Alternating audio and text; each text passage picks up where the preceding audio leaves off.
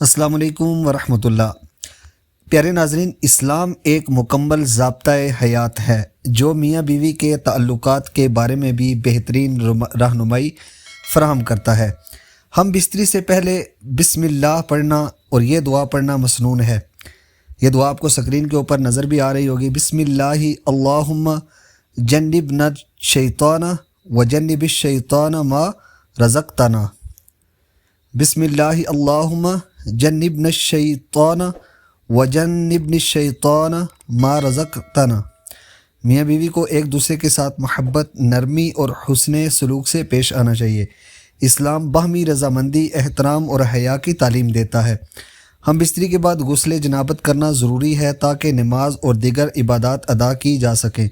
یاد رکھیں، ماہواری کے دوران جمع کرنا جائز نہیں، اور دوبر میں جمع بھی اسلام میں منع ہے۔